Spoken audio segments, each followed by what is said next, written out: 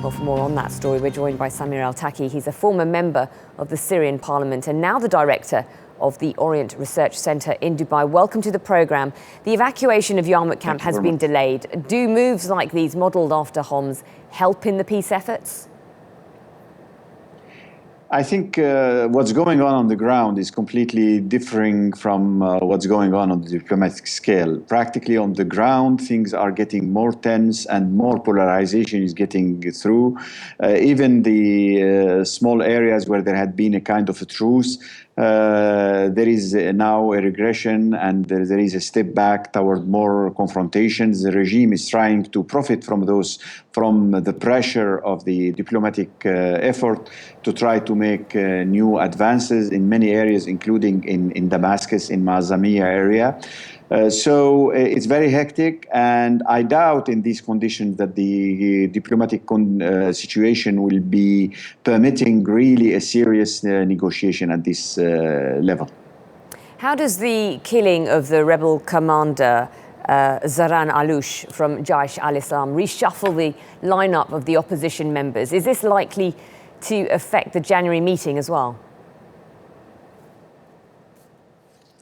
The problem is that till now Russia and the regime are refusing to consider any Islamic group not to be a terrorist. For the Russians and for the regime, every Islamist is considered to be a terrorist. While, and in fact, the Islamist brigades are those who are practically holding the state, the areas where the Syrian opposition is dominating. So practically, the killing of this leader, Mr. Zaran Aloush, was understood as an attempt to just sabotage or to curtail any possibility of negotiation.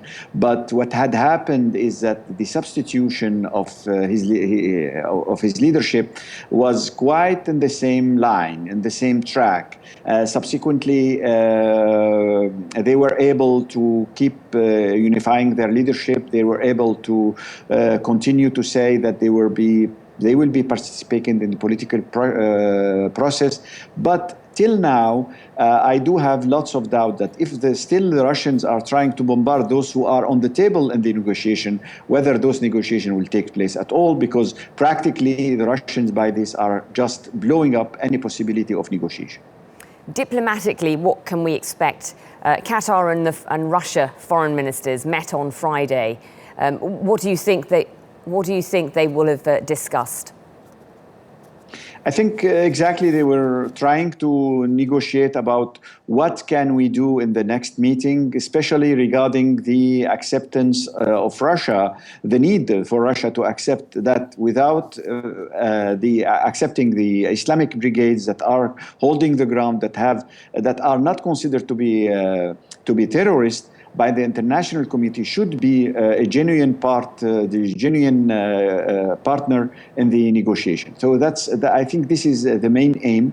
There is another issue here, is that practically if Russia will continue its bombardment, systematic bombardment to the moderate Islamists in Syria, this will practically mean that they are pushing them toward ISIS, toward Daesh.